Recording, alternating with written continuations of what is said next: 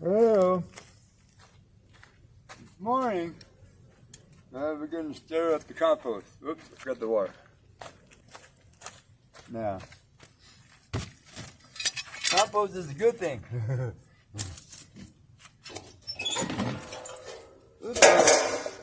I just started this one not too long ago, probably about a month or so ago. Right? I throw all the kitchen scraps in, flowers, you know what I'm saying? Anything that I can find. Right? You need paper.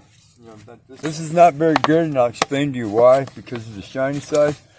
Right? I mean, yeah, you can throw it in there in the bottom when you want to start it out, and it eventually will break down. But for the most part, this paper doesn't really break down very well. Paper's good. You know, cardboard boxes are good. Right. Some people swear up and down your coffee grinds works good.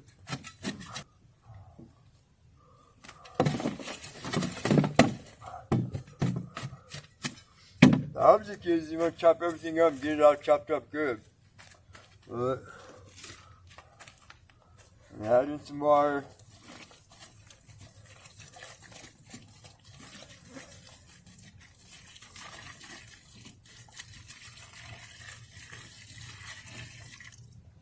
The water helps everything break down even more. Right. The reason I took the Budweiser box back out is because Budweiser, this is another piece of paper that's not very good. Right. But it served its purpose because I had it start at the bottom. Because this bucket is cracked at the bottom. That's why I chose it, because the water drained through. Right. It's pretty secret right now. Now, every once in a while I like to add in a little bit of organic matter. Right, you know, help the process a little bit more. Right. This here is just, you know, plain old grass. I try not to get the grass pod seeds. Right, just the grass, so you know you don't end up having grass growing in your compost. Right. Right. Leaves work, you know, really good. Right. Tree sticks and branches and twigs and stuff. That works good. Don't use weeds, because then you have weeds in your compost. Right. And everybody's favorite stuff, good old fashioned cow poop. You know, grind them up. Yeah, these ones are a little bit better. A little fresher.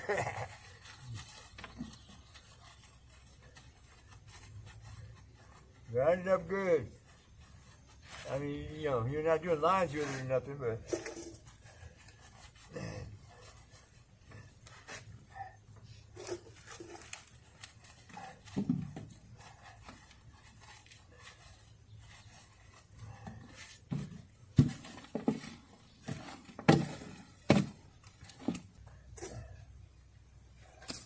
this is a mixture of potting soil, about 5 good handfuls, and some dirt and wood chips from the wood pile over there.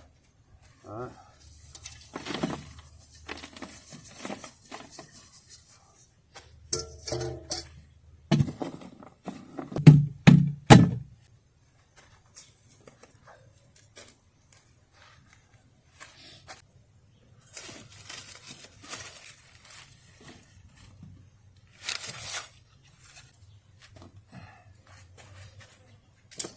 Okay. Okay, so this is what we end up with. Right? And I threw the paper back on top, you know what I'm saying, for the next layer. Alright? And build it up, you know what I'm saying? From now, right, from this point forward for like the next month, all I'm gonna do is throw fruit scraps in it. Fruit scraps. Right? From whenever I cook dinner, you know what I'm saying, orange peels, chili pepper butts, all, you know, organic material, no meat. Right? No milk. Right, no, you know, milk byproducts, no cheese, right? You want to keep it, you know, kind of moist and just let it cook by itself. You want to watch it. You don't want to let it get too amoebic, you know, where we just get maggots and worms and shit in it. So, to prevent that from happening, find you a lid for your bucket. I mean, most people at this point would, you know, buy, you know, a compost bucket from Amazon. Me, right? I kind of live in an Amazon warehouse, you know, right? So I just, you know, find what I need, I make it work, right? So I already had some vent holes, you know, punched in it, right? You know, lets it breathe a little bit, it keeps the flies down so that we don't have maggots, we don't get amoebic. Like I said, there's a hole in the bottom so the water drains through, right? Normally, I would dig a hole in the ground about this big and do this in the ground. I've made this video. There's other videos about compost, right, that I have. Right, it shows you a lot, a lot more in depth. But this one here, I'm just stirring it up this morning and giving you guys an idea, of how compost works. And this is why I planted it in this bucket. It's getting pretty soon. We're going to be needing to transplant our little sisters here. Right, I'm saying so. The idea behind this bucket is that I would build the compost as the base and let it cook for a while. Right, well, they grew some. Right, and then when they get, a few inches higher, maybe like how much higher, when they're sticking up above the bucket, Teresa said, right, I'm going to pile in some more dirt, stir it all up, and then we're going to transplant them in here and just let them grow right here. Right, because this here little tree bush, we're not going to separate them. We're just going to let them all grow together into one big bush. Right, yeah, it's going to be pretty interesting.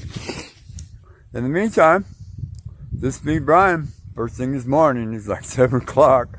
Right, stirring up the compost. Right, thank you.